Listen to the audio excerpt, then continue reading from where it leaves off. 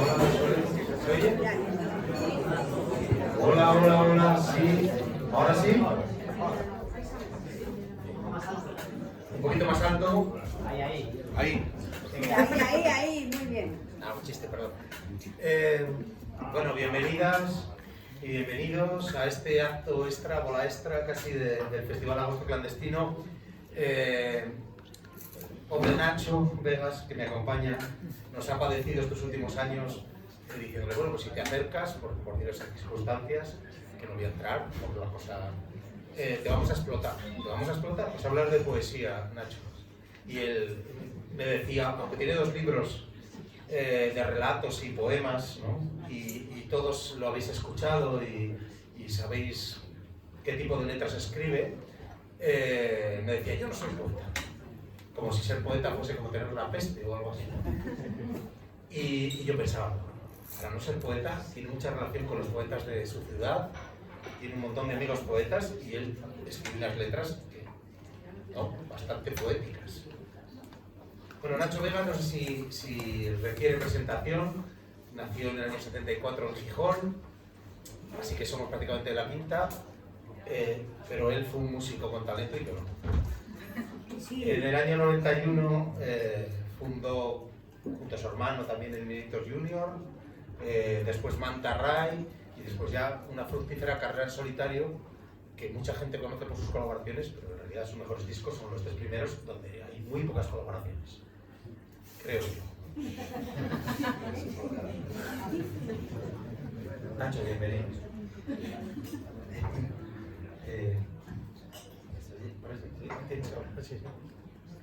Buenas tardes.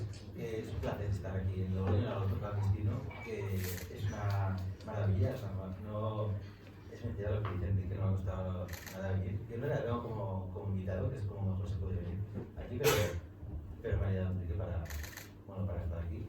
Y yo pues lo que voy aquí, pero es un placer tener este Agosto Clandestino. Ya me gustaría que existiera en más ciudades. Bueno, luego el mío es irrepetible, no lo digo yo, lo dice el alcalde, pero... Yo tengo una pregunta, ya vamos a empezar así un poco a la gresca, ¿no? ¿Te parece bien? ¿Cómo definirías la relación entre poesía y canción en tu trabajo creativo? Hala. Lo digo porque has hecho colaboraciones con poetas, hemos hablado de Bandé antes. Bueno, cuéntame cosas. Yo no recuerdo haberte dicho eso de que no soy poeta, es que tampoco, no sé si había. Lo tengo por escrito, lo tengo por escrito.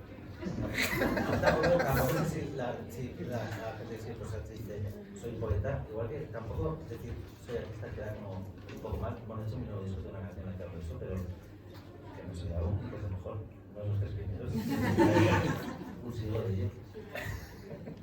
Pero la relación, lo que pasa es que para mí son 2 lenguajes diferentes, pero que hay obviamente un vínculo, ¿no?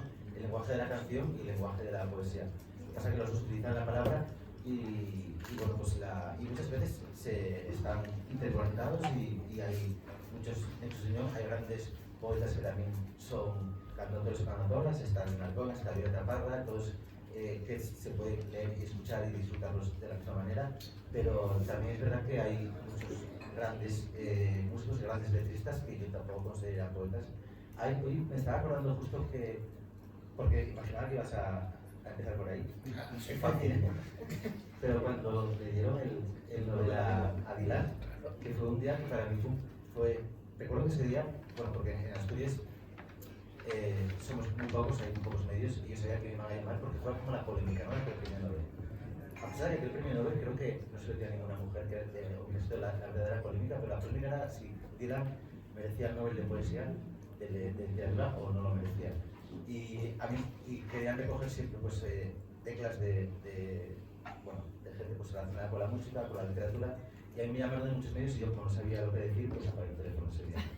Y luego, hablando con la que, bueno, mi editora del último libro que saqué en Espasa, Belén Bermejo, que falleció hace 2 años, que bueno, es una persona que tengo muchísimo cariño, una maravilla conocerla y me animó muchísimo a seguir.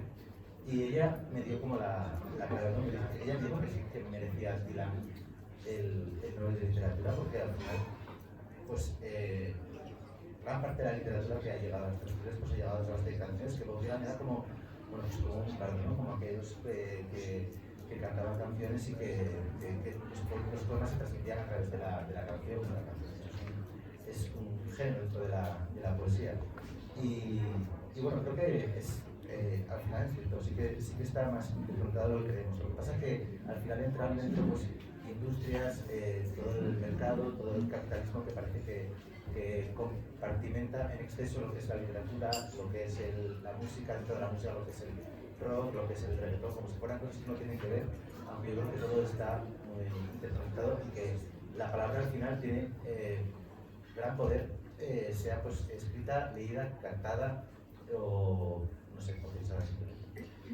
Bueno, hay teóricos, antropólogos que creen que la poesía nace de la canción, nace en realidad del tam-tam, ¿no? De los huecos que va dejando el tam-tam, donde se van metiendo las palabras. ¿Qué lee Nacho Vegas? Porque lee poesía, Nacho Vegas. ¿Qué lee? Pues justo que acabamos de estar en la... sí, sí. Entonces, es que si no me iba a dar con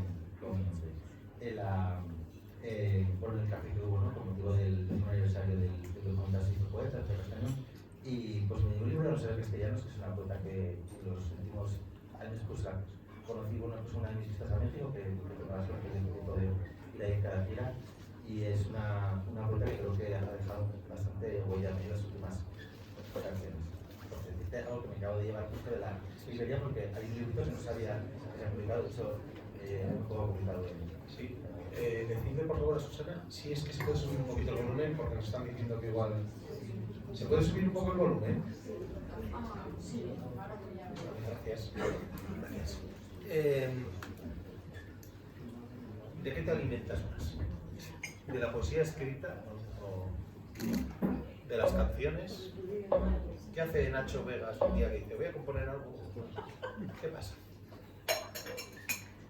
Pues yo imagino que aquí opera de la misma manera para los que escribimos canciones que para, no sé, para los escritores y escritoras que hagan, no sé qué, digamos que se dediquen más a la narrativa o a la poesía. No dices un día, voy a escribir un poema. Yo por lo menos no digo, voy a escribir una canción sobre eso. De hecho, cuando quieres escribir sobre algo, no sale, porque es una mierda.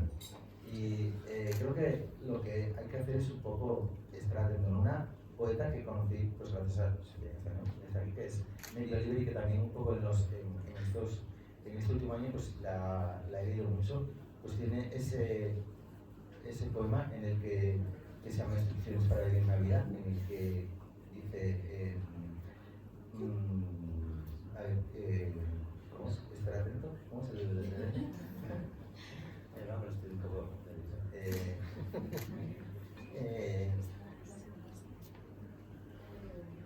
¿cómo utilizar el poema Instrucciones para vivir una vida? Bueno, los últimos versos son presta atención, cuéntalo. Ah, sí, asombrarse, es verdad. Presta atención, asómbrate y cuéntalo. También pues presta atención, asómbrate y cántalo. Es un poco lo que hay que hacer para escribir una canción. Simplemente estar un poco atento y cualquier cosa puede ser susceptible de formar parte de una canción. Yo, muchas de las canciones escritas han sido cosas que escuchas pues en la barra del supermercado, en la barra de un bar. Entonces, a veces siempre conmigo se han cargado mucho las pistas en lo de que hago letras como muy poéticas y bueno, es verdad que para mí la literatura se ve como una gran influencia, pero no es, al final de lo que te alimentas es de lo que está un poco a tu alrededor de la vida y está llena de estímulos. Simplemente tienes que ser consciente de que no eres tú mismo, no es solamente tu ombligo, sino que tienes que ser un poco permeable a todo lo que ocurre a tu alrededor, a todo lo que sucede en la vida, a lo que es verdad que es mucho más fácil y más sincero hablar de lo que es próximo a ti, pero lo que es próximo a ti también puede llevarte a sitios que son muy lejanos a ti y todo eso pues de alguna manera pues no sé, pues trasladarlo, no sé, pues convertirlo en un lenguaje propio, radicalmente honesto e intentar cantarlo. es evidente y conocido tu compromiso político, pero también tu compromiso con tu lengua, ¿no? Estoy pensando en el proyecto Diario con Bandé, un poeta de tu región, en el que grabaste 2 discos, si no me equivoco, en asturiano. ¿En qué idioma piensas? ¿Te cuesta esfuerzo componer en un idioma? ¿Te sale natural? Bueno. Bueno, tenemos la desgracia en Asturias de que el asturiano todavía no tiene carácter de lengua oficial. Es algo por lo que llevamos peleando muchísimo tiempo. Y yo tengo la sensación de haber tenido una educación en asturiano como me hubiera gustado, pero viviendo en Asturias la verdad es que también es fácil, que eso es natural. Y yo cuando empecé la facultad, estudiando filología, fue cuando me interesé más por el asturianismo, porque también había una cuestión política y es verdad que bueno, pues estaba Galarcos, que es un gran filólogo que todo el mundo respeta, pero que por alguna cuestión política de su obra pero por alguna cuestión política, pues que no sé muy bien cómo ocurre aquí, bueno, sí se sabe, pero después es muy largo de contar, pero se pasó un poco pues al bando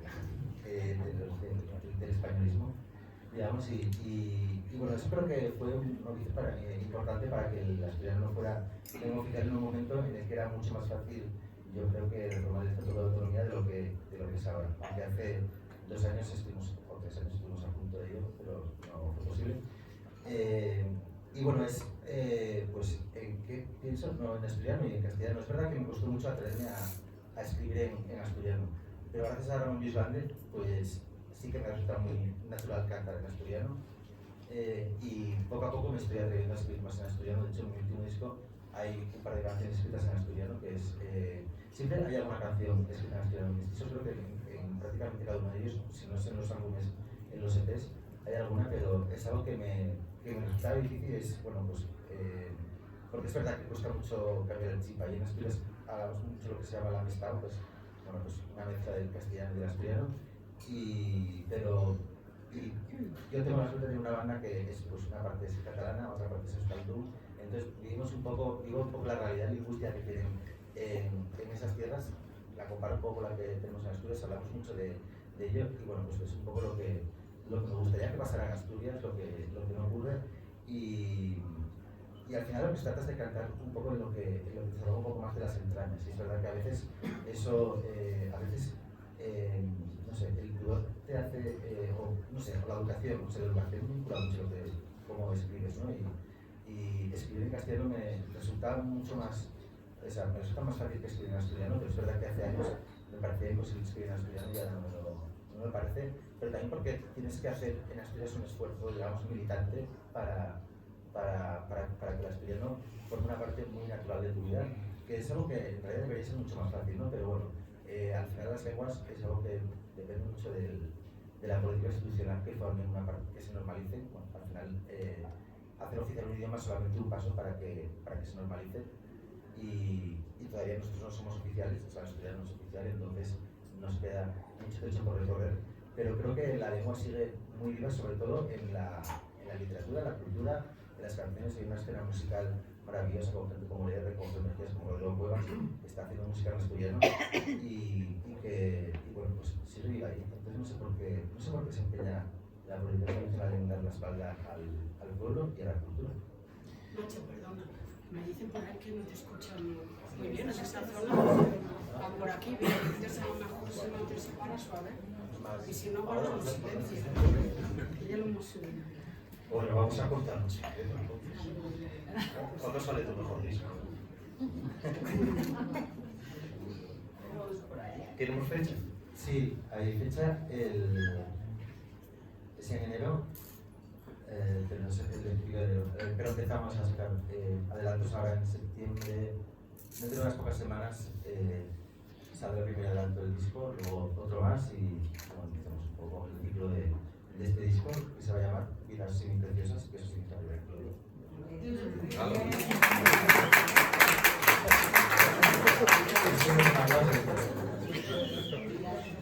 Hemos estado hablando esta tarde sobre el poder transformador de la palabra. ¿Tú crees que la canción y la poesía tienen ese poder transformador o no?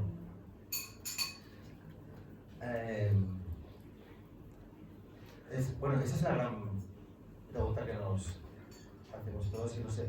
Creo que el poder transformador está en las personas y al final la palabra es pues una manera que tenemos de vehicular un montón de ideas y de pensamientos y creo que es importante y que sí creo que puede tener un poder transformador. Creo que hay... creo que a veces todos los que creo que escribimos tenemos muchas veces la sensación de que lo que hacemos no sirve para nada porque al final ¿quién necesita más canciones o más poemas? No sé qué, el mundo está inundado de palabras y de ruidos, pero es cierto que creo que la palabra no es transformadora per se, o sea, la palabra no dice nada, pero es necesario. Creo que las cosas importantes de la vida son cosas que no sirven para nada, o sea, no tienen una función, digamos, pero no hay un para qué, pero sí hay un por qué, y el por qué siempre es mucho más poderoso que el para qué, ¿no?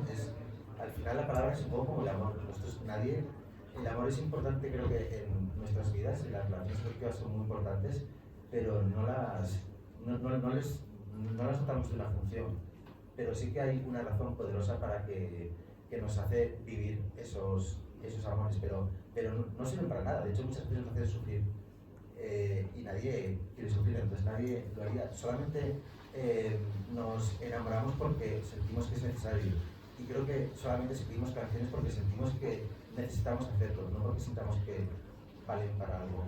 Entonces en el momento en que piensas que algo no vale para nada, piensas que no puede tener un poder transformador.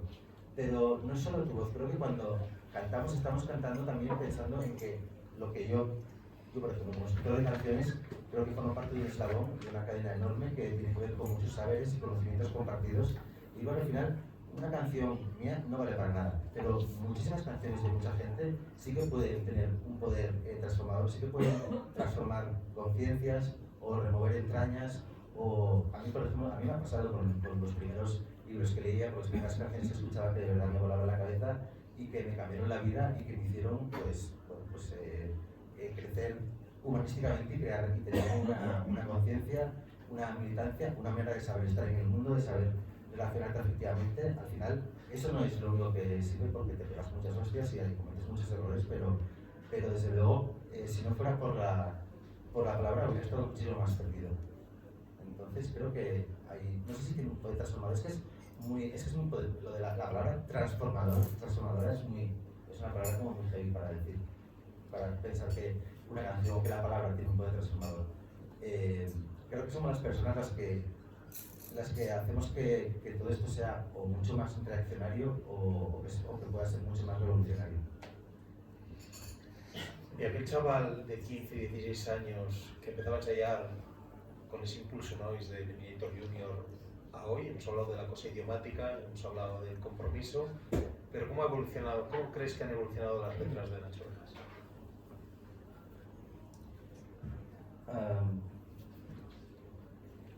Bueno, como evolucionamos todo escolar, no eres la misma persona con 15 años y con 50 que tengo ahora, ¿no?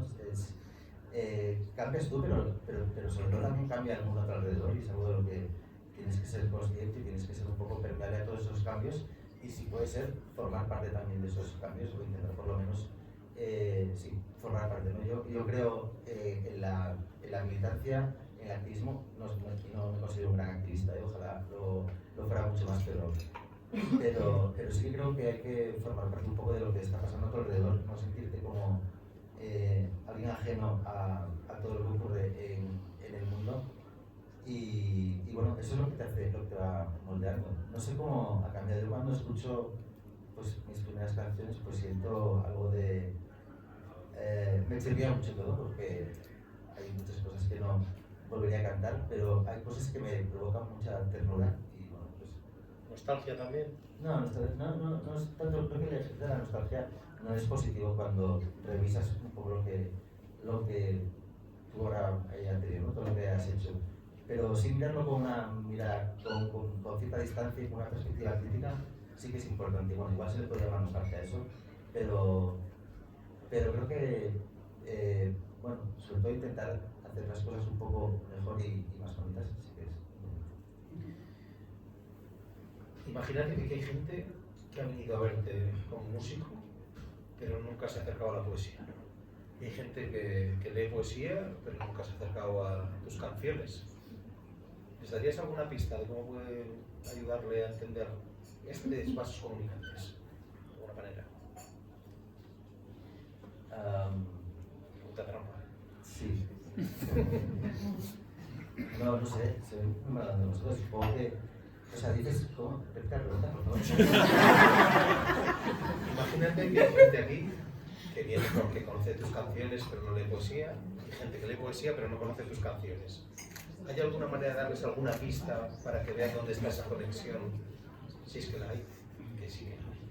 Sí, no, claro que hay, pero la gente que escucha mis canciones, es verdad que la poesía es algo que mucha gente siente como algo ajeno, porque mucha gente se acerca a la poesía. Yo tengo amigos, por ejemplo, que a los que pues van a mi casa con un libro y dicen, y se sienten como frustrados porque dicen, es que no entiendo, esto no entiendo, ¿no? Como la poesía, tampoco hay que hacer ese esfuerzo por entenderla, igual hay simplemente que dejar un poco que te penetre, y tal vez hay que entender por cosas que sean fáciles. Una poeta que estábamos hablando de muchas poesías como Gloria Fuertes, que en su momento cuando yo era guaje, recuerdo pues que era como, que me acuerdo que hacían las imitaciones para que era una poeta un poco como caricaturizada, ¿no? En exceso, y como que se hablaba de Gloria Fuertes como una poeta que escribía para la infancia, que escribía poemas para la inspiración Francisco muy chulos, pero la poeta Gloria Fuertes, que nunca se inscribió en ninguna corriente literaria, esta de los generaciones 50 siempre estaba era un poco outsider.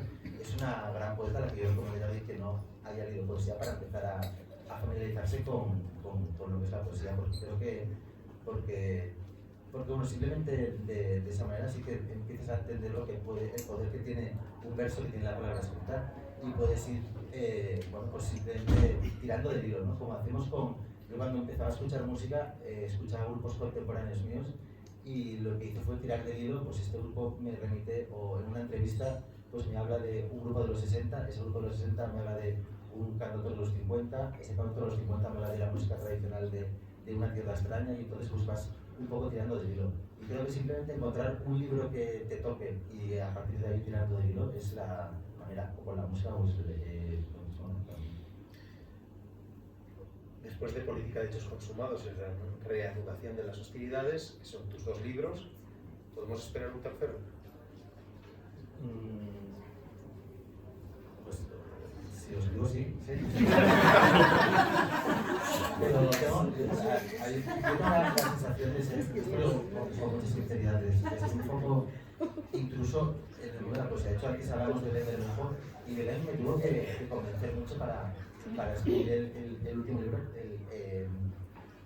Gracias de las Hostilidades, porque porque yo sabía que al final la poesía es un género, sabéis, muy minoritario, y se ven pocos libros, y al final un museo que tienes mucha más visibilidad. Pues al final yo saco un libro en Espasa y vendí 3.000 libros, que es muy difícil entre los autores y ¿sabes? ¿No? Entonces yo al final me convencí un poco diciendo, bueno, pues si esto ayuda a que Espasa pueda sacar a otros 10 poetas noveles que seguro que son mejores que yo, pues ya me vale. Pero me costó mucho porque me sentía un poco intruso en el mundo de la poesía. Belén, que tenía una cultura increíble, sabía todos mis poemas, todas mis canciones, se las sabía mucho mejor que yo, entonces me convenció un poco también. Y bueno, tener a alguien también que te haga un poco pues que tenga ese papel, para mí fue me sentí muy afortunado. No sé, el siguiente pues espero que sea un cuadrillo por la hostia. Lo firmamos, Fíjate, te iba a decir que yo no conozco a nadie que sea poeta de verdad y no se sienta muy intruso. Ya, no, bueno, a ver, esto es una cosa que supongo que todos cuando nos dedicamos a esto tenemos un poco este síndrome del impostor de tanto en tanto. Y ahora, al final es que imagino que, bueno, si escribo un libro, grabar un disco, ya que estamos en las mezclas del disco que saldrá en enero, y le estás dando tantas vueltas a las canciones y escuchándolas una y otra vez, que hay momentos en los que, hay días en los que te levantas y dices, esto no tiene ningún sentido, no sé por qué estoy haciendo este disco. Otros días que te levantas un poco de mejor humor y crees que merece la pena. creo que es algo con lo que tenemos que lidiar todos y con el tiempo aprendes a lidiar con ello. Yo las primeras veces que me encontré con esta sensación me pareció muy jodido y ahora ya lo relativizo un poco. Es un poco lo que ganas con la edad, es un poco perder miedo a esas cosas. Y eso que cuando eres más joven también le tienes menos miedo al pudor, o yo por lo menos. Se lo tenía creo que es un enemigo de la creación, ¿no? Creo que tenemos que ser impúdicos porque tenemos que revelar cosas que en realidad la literatura, las canciones creo que nos hablan de las cosas de las que no nos atrevemos a hablar de otro modo, que no nos atrevemos a comunicar verbalmente en una conversación que tenga pues, unos códigos lógicos como tiene cualquier conversación. Entonces tenemos que buscar otro lenguaje y utilizamos la poesía o las canciones para contar esas cosas que de otro modo pues sería como la basura que barres debajo de la alfombra, que sigue estando ahí, pero que no quieres ver que está. Y creo que es importante sacar toda esa mierda que tenemos dentro y soltarla fuera porque puede ser muy reveladora de cómo funcionamos en la vida, de cómo nos movemos, de los errores que cometemos, de las cosas que nos hacen ser humanos y de cómo podemos intentar que eso, pues, que tenga cómo buscar algo positivo en eso, ¿no? Porque yo sí que creo que, a pesar de que yo tengo como la fama de ser un cantautor atormentado, eso siempre me parece que es horrible.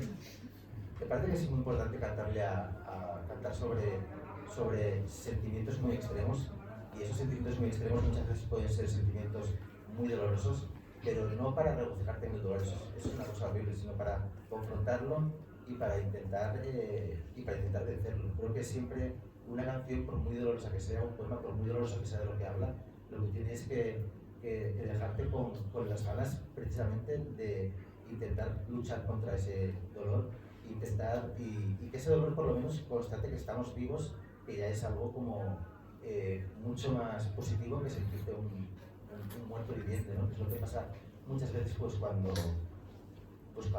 yo creo que es lo que le pasa a la gente que no se acerca a la poesía o que no se acerca al arte, ¿no? Que muchas veces vive como, o que no se acerca a algo que le apasione, bueno, que no tiene por qué ser arte, pero que no sienta alguna pasión en su vida.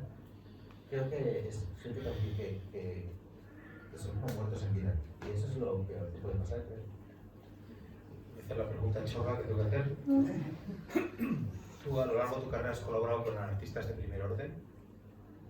Estoy pensando en Aroa, Corcovado, Roberto Herreros, y me voy a callar aquí a hacer la pequeñita con los famosos. ¿Qué has sacado de esas colaboraciones? ¿Ha sido un proceso de aprendizaje? ¿Qué encuentras en esa manera de compartir actos de creación?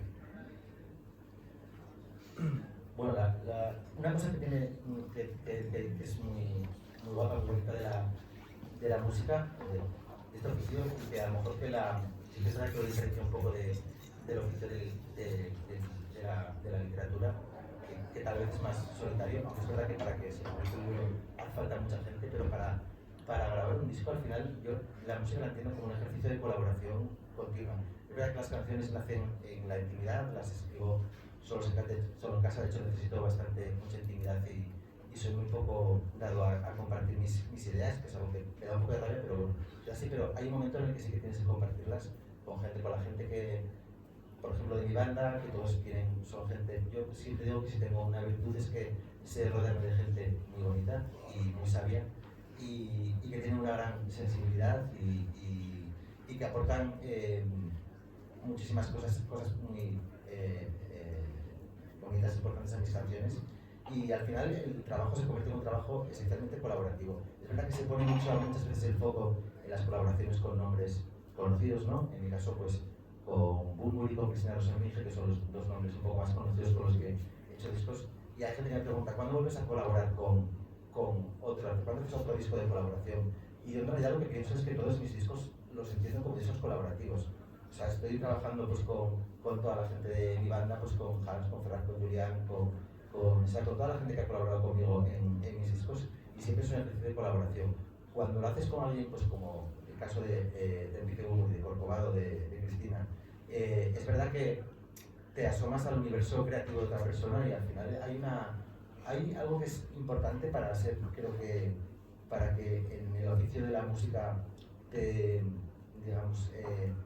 que tenga sentido y es saber, y es la generosidad, ¿no? Es saber dar y de ese modo recibes. Yo conozco, estoy pensando en algún músico que me parecen músicos que tienen un gran talento y que por no saber ser generosos, que al final no han avanzado y que se han quedado solos bueno, y que no han sabido, ¿no? Bueno, es una pena. Y bueno, es una cuestión de generosidad y de saber, sí, no sé, como ser ahí sí que se siente un intruso en la vida de otra persona. Cuando trabajé con Cristina o con Enrique, que es verdad que fue como un ejercicio de, bueno, pues de intentar que la manera de escribir canciones de cada uno pues que influyera a la del otro, la otra, fue algo muy, muy particular y fue una manera de ser invasivo bonita, ¿no? Que no es algo que ser invasivo siempre parece algo chulo, pero en estos casos sí que fue algo muy, muy guay. Y bueno, no sé, hay alguna colaboración también en el disco que voy a sacar. Creo que siempre es, claro, aparte de lo que digo, de colaboración, que para mí significa la música siempre como un proceso colaborativo, no solo con la banda, con toda la gente que es necesaria para que llegues a ver un concierto, igual que, bueno, pues lo mismo, ¿no? Que con los libros. Puede parecer que es una cosa más solitaria, pero es verdad que también hay, pues que no es tan fácil como que un libro al final se publique, ¿no? Se necesita mucha gente que crea en él, que te anime. Antes hablaba de Belén Bermejo, si no hubiera sido por ella, más allá de que fuera Espasa o que fuera otro editorial, yo no hubiera publicado el último libro de poemas de relatos y creo que siempre es necesario contar creo que siempre es un trabajo colaborativo el de la creación, siempre.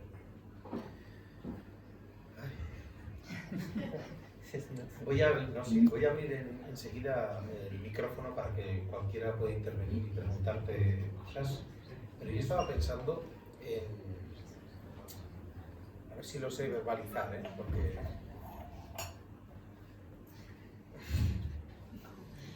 bueno, finalmente, claro, claro, yo cuando alguien viene a preguntarnos qué pasa con la poesía y tal, yo digo, bueno, hay dos procesos poéticos que yo no sé cuál es el más importante o el más, perdóname la ingenuidad, mágico, o sea, que es ese proceso que sucede o que uno siente cuando escribe y sabe que está sucediendo algo, lo que los flamencos llaman el duende, o cuando alguien lo lee y lo hace suyo y ahí hay otro duende casi más bonito, ¿no? Entonces, cuando estamos hablando del proceso colaborativo, yo estaba pensando en eso, ¿no?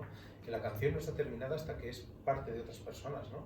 Entonces, cuando hablas de proceso colaborativo, no son solo los músicos, no es la discográfica, tal, es hasta el público, ¿no? Que viene a verte, es este público también aquí, ¿no? Sí, no, totalmente, es verdad que me faltó esa parte, que es súper chula yo aprendí cuando a veces me viene gente a hablar de una canción y me hace una lectura de una canción mía, una lectura que yo no habría imaginado y me parece incluso más verdadera que la que yo le habría podido dar a la canción, ¿no? Porque muchas veces escribes de una manera, bueno, pues también no opera, digamos, la lógica y el raciocinio cuando escribes, sino que opera muchos sentimientos que están un poco en el subconsciente y que escribes sobre cosas que sabes que van a pasar pero que no te lo quieres reconocer a ti mismo. Y entonces, pero hay una cosa muy importante que es no escribir, o por lo menos es una norma que me impongo, no escribir sobre nada en concreto.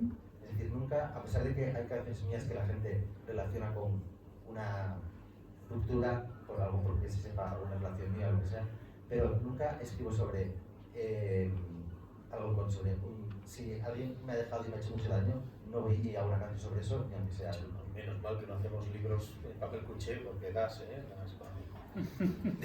Bueno, en realidad es verdad que estoy mintiendo, en realidad sí que lo hago. Pero tienes que tomar mucha distancia. Yo, por ejemplo, en mis canciones de mi primer disco que tuvo un poco de recorrido, y yo pensaba que es una canción que nadie le iba a interesar porque era Angelísimo, una canción sobre la muerte de mi padre, que era una canción larguísima, sin estribillo, casi recitada, 8 minutos. La has regrabado, Sí, la he regrabado hace poco porque fue una canción muy importante, pero yo pensaba que no iba a ser importante para nadie. Y la verdad es que mucha gente la hizo, bueno, suya, porque en realidad no habla de la muerte de mi padre, habla de la vida, que cuando hablamos de la muerte siempre es una excusa para hablar de la vida y de cómo nos enfrentamos a algo tan extraño como, no sé, siempre la muerte. y cuando la gente que se te acerca y te cuenta pues, cómo ha interpretado una canción, a mí me emociona mucho porque incluso las cosas más extrañas que pueda, las interpretaciones más ajenas, que puedan resultar más ajenas, me resultan siempre muy enriquecedoras, ¿no? Porque que una canción mía pueda llegar a hacer que alguien se cree su propia historia en torno a ella, creo que es al final el sentido que puede tener una canción, ¿no? No que tú cuentes tus propias mierdas, sino que la gente pues modere sus mierdas en tu también. El valor terapéutico del arte, entonces, ¿o qué? No, como terapia tampoco, no sé, creo que es, no sé si al final tampoco, es como, esto es lo que, el mismo modo que antes hablaba, no sé si la palabra o las canciones o la poesía, la literatura puede ser algo transformador, tampoco sé si puede ser algo terapéutico. Hombre, sí que es cierto que no sé, que a mí sí que me ha venido gente que me ha dicho una temporada en la que lo estaba pasando fatal, pues porque yo qué sé, porque se estaba muriendo mi padre con un cáncer muy largo y tal, no sé qué, y tu música me acompañó muchísimo, y fue no sé qué, y eso también me emociona mucho cuando... Sí que creo que, bueno, estas cosas que cuando te enfrentas a cosas muy jodidas en el mundo, que te acompañen cosas que te hacen sentirte vivo, ¿no? Es lo que decía antes, que lo importante creo que de la creación es que constata que estamos vivos, para bien o para mal, porque sufrimos, o porque amamos, o porque nos, no sé, o porque militamos, o porque tenemos conciencia, o porque tenemos sentimientos de culpa, por todo lo que nos hace humanos, nos constata que estamos precisamente vivos, y eso creo que es cuando te enfrentas a situaciones pues, muy jodidas, creo que es importante que te acompañe un libro, una canción, pero bueno, habrá gente para la que sea pues su equipo de fútbol, que me parece tan igual de importante, o sea, siempre que sea una pasión, ¿no? Creo que es muy importante, ¿no? Que se viva de forma apasionada, pues, y por ejemplo, pues en este país el fútbol se vive de una manera muy apasionada, pero si pongo este ejemplo, pues hombre, me jodería un poco que alguien me comprara una canción mía con, yo que sé, con los toros, ¿no? Que me parecen aborrecibles, pero bueno, no sé, en fin, que siempre que hay una pasión creo que es buena, incluso con los toros, no sé. La canción para los toros. Bueno, pues yo creo que podemos hablar entre todos si os apetece. ¿Queréis decir algo? ¿Os apetece preguntar algo? ¿No? ¿Estáis todos contentos? Venga, Pedro. Espera, voy a hacer de zapata. Hago yo. No soy la zapata que deseabais. Zapata, camarera. Hago yo. Así. ¿Qué hay, Nacho? Lo primero que te voy a pedir una especie de perdón, pero no te lo voy a pedir porque estamos recordando hace un momento, aquí esta aventura, poeta, otras muchas cosas. Creo que era sobre el año 2 antes de la pandemia, hicimos un recital de poesía en torno al Día de la Mujer, en contra del maltrato de la mujer, que improvisó ella, a petición mía, que cantara la canción de Hablando de Marlene, que es para mí tiene muchas grandes canciones, para mí sería igual de hacer. Quería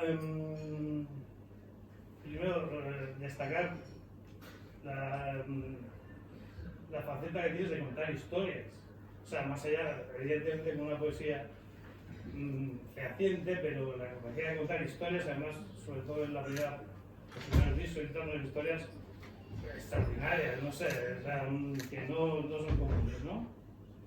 Y te quería preguntar muchas cosas, pero bueno, voy a intentar ser breve. Si Clarín bautizó Oviedo Vetusta, tú bautizaste Gijón con Norteña, y si has estudiado Norteña ya, porque en los últimos discos te refieres directamente ya a Gijón. O es que igual da la sensación de que esa Norteña era un tiempo que no se ubicaba bien, no se sabía bien, no sé. Y te podría preguntar a César, pero no.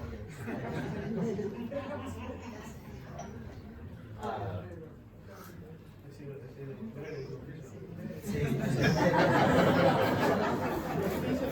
Entonces, bueno, lo de hablar de Xixón con un nombre que no sea, que no te refiera directamente a Xixón, fue algo que hice mucho desde los primeros discos por buscar distancia simplemente con las cosas que te son más cercanas. Luego le perdí un poco de miedo, me di cuenta, tengo la suerte de viajar a Latinoamérica cada gira que hago, y una vez que una comunidad como de seguidores que tengo en Latinoamérica me pidió permiso para hacer un vídeo sobre una canción mía, un vídeo, un collage pidiendo como a gente que, bueno, que subiera como, que enviara como 30 segundos de vídeo, de imágenes sobre su ciudad, y escogí una canción que se llama Ciudad Vampira, en la que menciono como ciudades y lugares muy concretos de Xixón, y escogieron esa ciudad gente que no conoce Xixón, que no lo vivió en su vida, y eso me hizo bueno, me hizo pensar que la verdad es que yo siempre pensé que vamos de lo particular a lo universal, y es el recorrido que tiene que hacer el arte, ¿no? Pero en la música eso no se ha entendido eso siempre demasiado bien. Yo recuerdo, igual me estoy yendo un poco por los cerros, pero recuerdo cuando estaba con mi primer disco, bueno, pues mi pareja, ella trabajaba en multinacionales, y recuerdo que en ese momento trabajaba en Sony, y estaba el disco de La Oreja Van Gogh, estaban petándolo muchísimo, ¿no? Y tenía una canción que se llama La Playa, que tuvo muchísimo éxito, una canción muy bonita de La Oreja Van Gogh, pero el título original de la canción era La Playa de la Concha, ellos son de Donostia, y era La Playa de la Concha, y en la reunión de marketing me contó eso. Mi pareja me dijo, que ahora soy manager, pero me dijo, en la reunión de marketing se dijo que tenían que acortar el título porque era muy localista. Y aparte, también porque lo de La Playa de la Concha podía entenderse. Eran todas razones de mierda para hacer un título bonito, un título peor, que es La Playa. Podría haber sido, creo que la canción hubiera tenido el mismo éxito, y además y eso me lo dijeron a mí también en ocasiones gente de la industria, ¿no? De que igual tus canciones son demasiado localistas, tendrías que adaptarse un poco más, y creo que por suerte pues no hice caso a esa gente, porque creo que está muy equivocada, y creo que tenemos que saber hablar un poco de lo que nos es cercano, pero también hacerlo con la suficiente perspectiva como para que aquello llegue lo más lejos posible, ¿no? Creo que solo podemos llegar muy lejos si sabemos de dónde venimos, ¿no? Yo soy un poco más del arraigo que del desarrollo. Pues si todo depende de una pregunta, si Clarín tiene un cojín, que tiene clarón, digamos,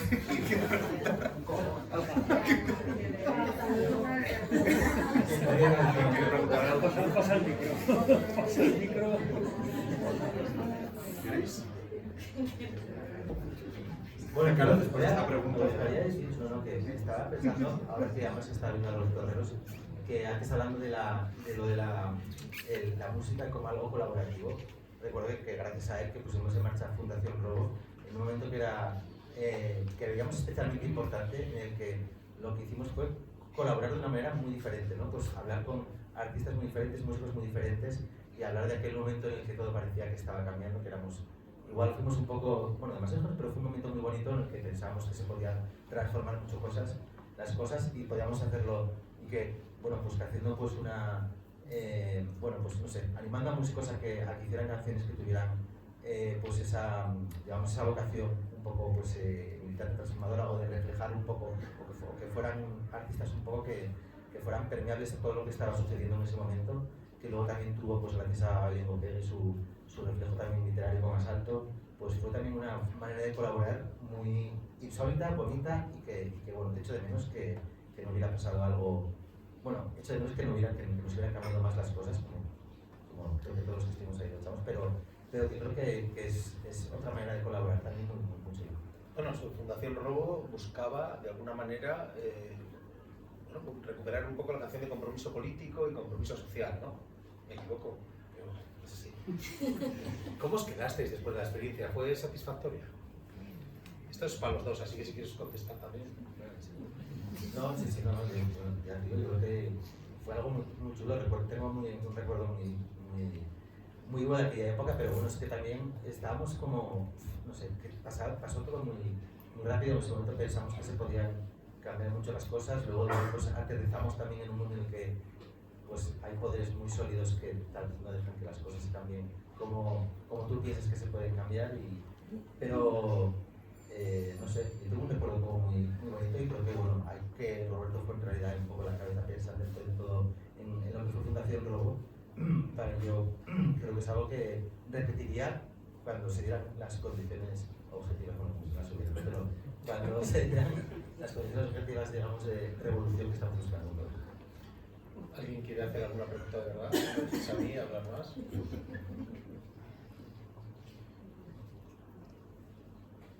Está todo el mundo contento, me parece. Me he dejado más de hablar. ¿Quieres decir algo sobre poesía, canción y gastronomía, que en realidad es lo que nos reúne aquí? Ahora me entiende. Yo tengo una pregunta. Espera, voy a llevarte el micro.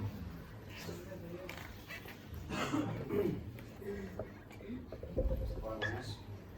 Yo soy consumidor de una música que es un poco subcultura, que es el hip hop, que la meta relacionada mucho con la poesía y la literatura. Y no sé qué opinas un poco de este tipo de música, del hip hop, de artistas como Salif, Rapsus Play, que son artistas que han sacado libros de poesía. Me pongo nervioso y tartamudeo un poco. Y no sé si conoces un poco este género. Sí, por supuesto, sí, claro. No sé. Y ya, gracias. No, de hecho el hip hop es uno de los géneros que más, digamos que hay mucha más, pero creo que toda la música popular y en sus orígenes tiene mucho que ver con la calle, ¿no? Con el barrio. Creo que el hip hop ha sido una cosa como muy clara y que estaba muy aterrizada, ¿no? Como el hip hop salía del barrio, creo que está pasando ahora con las músicas urbanas diferentes. Ahora tal vez tampoco tenemos que hablar solamente de barrios, sino también de otros entornos rurales, pero creo que, como yo era muy fan de Public Enemy y de algunos grupos, pero es verdad que tampoco era ese el estilo que yo practico, pero me parece como un género dentro de lo que a mí, claro, no me gusta hablar de rock y de pop, prefiero hablar de música popular, y creo que el hip hop fue una de las mejores cosas que le ha pasado a la música popular desde que existe la industria, ¿no? Que es como porque precisamente creo que era un género que digamos que remaba un poco en contra de lo que por ejemplo en los 80 hacía la industria, que era intentar volver la música popular como algo excesivamente elitista. Y en cambio el hip hop lo aterrizaba en el barrio y en la calle, y eso en las letras estaba muy presente, y es algo que creo que es muy importante, y que su influencia, pues bueno, de hecho en cómo también la música urbana pues también ha evolucionado. Todos los artistas que hoy en día pues ahora tienen muchos vienen del hip hop en mayor o menor medida, yo creo. Gracias. Uy, María Jesús.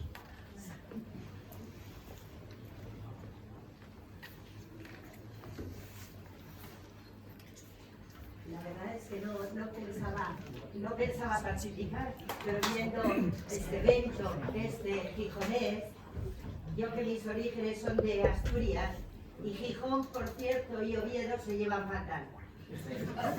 Pero quería decirte, el otro día estuve en Ezcaray y estuve viendo a Iván Ferreiro, y bueno, estuve viendo a toda esa generación que son más jóvenes que yo.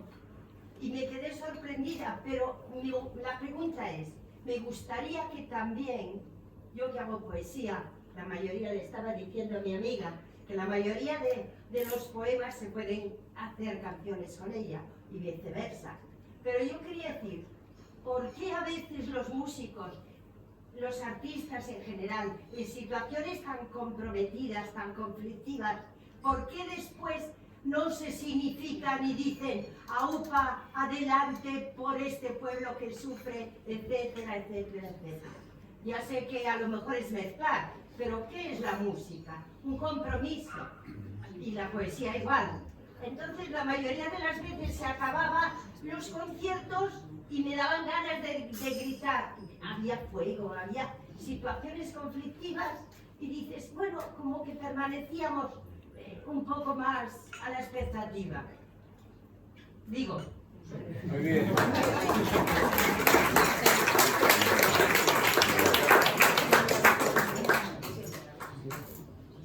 Bueno, totalmente de acuerdo. Yo creo que la música es compromiso, para mí lo es. De hecho, creo que los pilares de la vida son los compromisos. Los compromisos, en mi opinión, hay tres patas fundamentales: los compromisos afectivos que estableces en tu vida, los compromisos laborales y los compromisos políticos. Y yo tengo la suerte de que La verdad es que todos están muy interconectados en mi trabajo, pero sí que creo que no entiendo a alguien que se dedique a la música o a escribir que no entienda que esto significa compromiso. Y sí, hoy en día pues yo, pues a pesar de que sí que hay un movimiento muy activo, pero yo echo de menos que muchos más músicos pues digan viva Palestina Libre al final de sus conciertos, o al principio o cualquier momento que se les pueda poner un micro delante.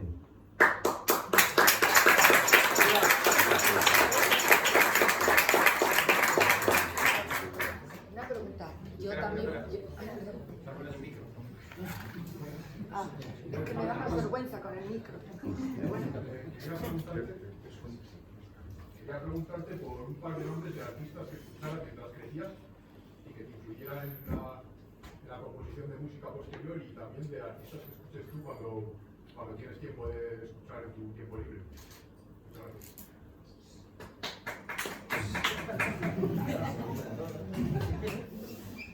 Recuerdo cuando tenía, no sé, cuando tenía 13 años, así que fue cuando empecé a escuchar como la música que me cambió un poco la percepción un poco de la vida. Recuerdo que había un grupo que tuvo mucho éxito en los 80, los Ghost Martins, que sacaron 2 discos y luego un recopilatorio, pero fue un grupo que me influyó muchísimo. Además sus letras eran letras llenas de humor, de compromiso político, eran como marxistas, cristianos de base también, y además de una ciudad que yo creo que, según tengo oportunidad de visitar, porque siempre me pareció que era muy parecida a Sison, a la ciudad donde yo vengo, y fue algo que me cambió la vida radicalmente. Otros grupos también que tenían que ver con esa escena, con la escena independiente, sobre todo del Reino Unido, luego de Estados Unidos, cuando la independencia realmente tenía sentido, significaba una alternativa al mainstream. Luego eso bueno, fue un poco dado, pero en ese momento sí que, bueno, tenemos los Martins porque creo que fue el grupo que a mí me voló la cabeza. Creo que todos los que nos dedicamos a esto tenemos algún nombre que nos cambió un poco la vida, ¿no? Pero eso me pasó con los Martins. Después tuvo un momento en el que Bob Dylan me cambió la cabeza de otra manera, tuvo un momento en el que Violeta Parra me la cambió de otra manera, y bueno, pues sigues siendo permeable a un montón de cosas que pasan y que te siguen volando la cabeza, ¿no? Pues no sé, ahora gente, pues no sé qué decirte, hay un grupo que se llama Grande Amore con el que tuve la oportunidad de colaborar últimamente, que me emocionó muchísimo y fue una de las colaboraciones que tuve. Hay un grupo argentino que se llama Las Cumbia Plus con la que colaboré también hace poco y que también fue muy importante también sentir su manera de entender la música, de entender no sé, de entender un poco su lenguaje y bueno, lo que decía antes, ¿no? De ser generosos y de intentar y de compartir cosas, y bueno, sí, claro, no siempre que tengo oportunidad pues escucho, claro, música, claro. Y creo que siempre hay que estar un poco permeable y dejar que todo te pueda cambiar la vida, incluso cambiar las condiciones más profundas que tengas, dejar que algo te las haga, que te dé un vuelco de 180 grados en tu percepción de las cosas. Creo que siempre hay que estar un poco dispuesto a eso, aunque creo que por la edad nos cuesta cada vez más, pero creo que es una cosa que tenemos que hacer y procurar poner esfuerzo en ello.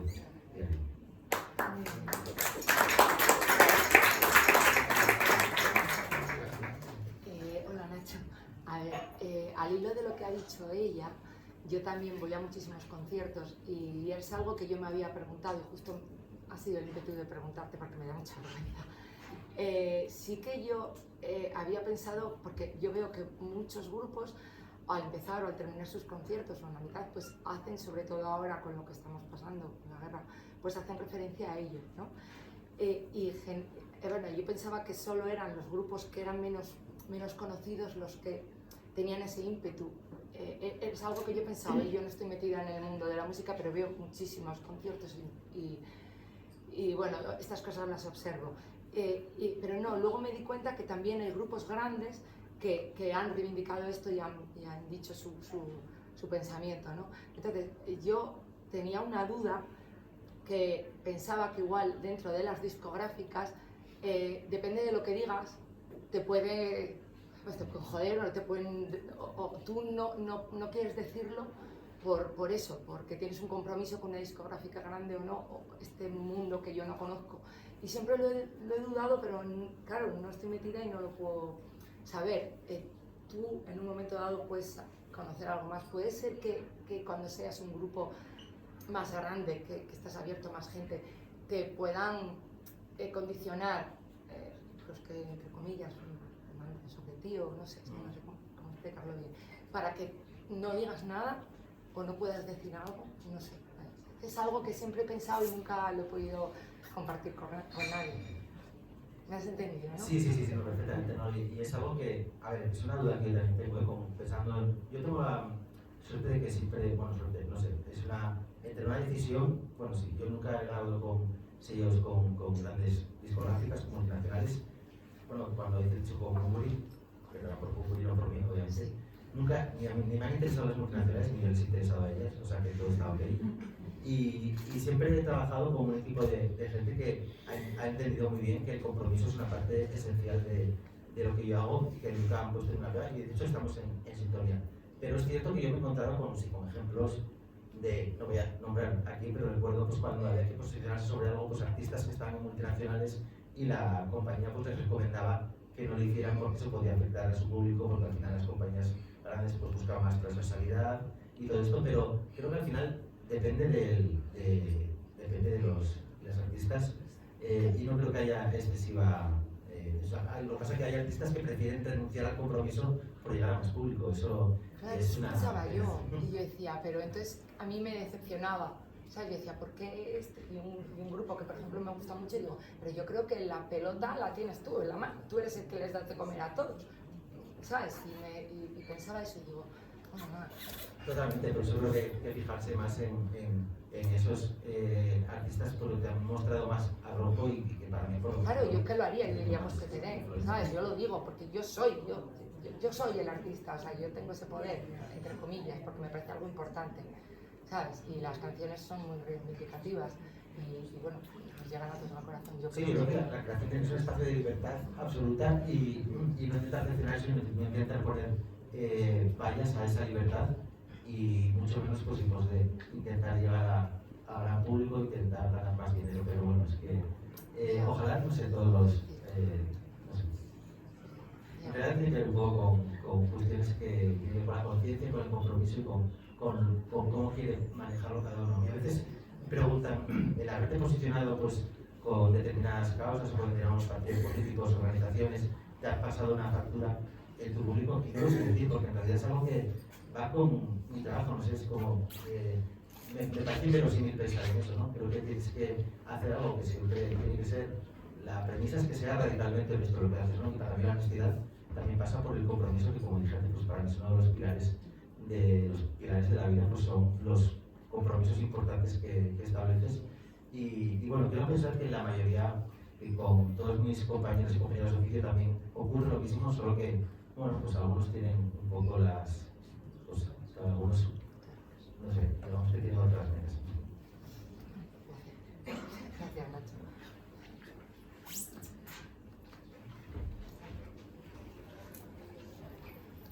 Hola, sí, dos preguntas. Bueno, mi madre vive en Gijón y mi hermana entonces acudo con bastantes veces al año y me siento un poco perdido en los... O sea, yo busco ambientes poéticos, literarios y aparte de la revoltosa, Toma 3 y algún recital en Alcobellanos, pues no sé si me podías dar una recomendación de algún lugar clandestino. El plan cultural, ¿eh? Y la segunda pregunta es, yo soy co-candidato con Paula Destruction, con el que has colaborado. Entonces, quería preguntarte si realmente es un ser mágico o es un tipo.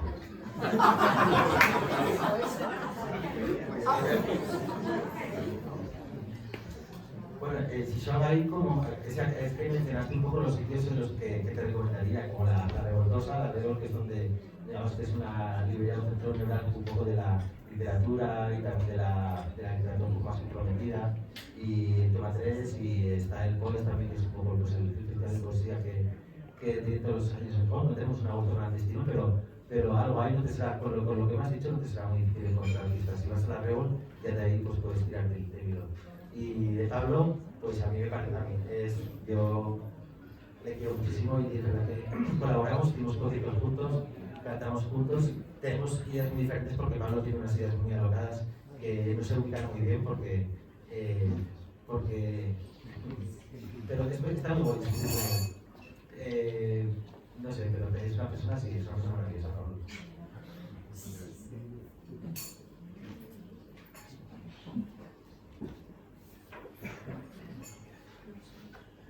¿Nadie más?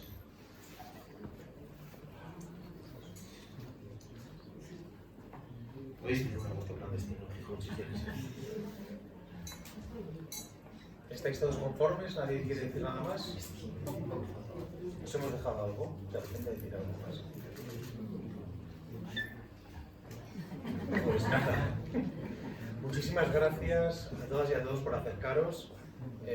Gracias, Nacho, por prestarte a esto. Agosto Clandestino es el festival más humilde del mundo, posiblemente, pero nos lo pasamos muy bien y nos aprovechamos de la gente como tú, con talento. Mañana hacemos una especie de crossover en los TVs de la Marvel. ¿Os acordáis? Era cuando se cruzaban dos colecciones. Nosotros hacemos un crossover con el Movie y vamos a ver el espectáculo que tiene preparado Abraham Boba en el Espacio Lagares. Tú, que Abraham ha sido uno de los músicos de tus discos, ¿qué nos puedes decir? ¿Nos lo recomiendas? Creo que no, porque es un espectáculo que la verdad es que a poca gente he visto cómo hace un espectáculo en el que se mezclan pues, visuales, poesía y música de una manera tan bonita y con tanta sabiduría como la hace Abraham, cosa que os aconsejo a todas. Y muchísimas gracias porque mi iglesia es una maravilla estar aquí, participar del Agosto Clandestino y también a todos vosotros por venir a esta charla incierta en la que ni yo sabía lo que iba a decir.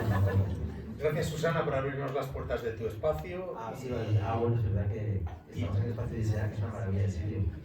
Y estoy rodeado de una exposición maravillosa de libros cartoneros de 13 países, una cosa muy manufacturada y fantástica. Muchísimas gracias, un aplauso por favor para Nacho.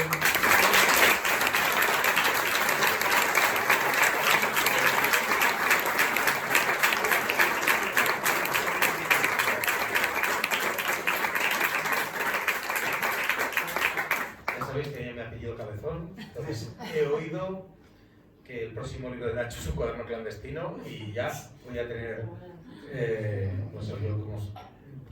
La palabra pesa, ¿eh? Cuidado. Sí. Gracias a todos.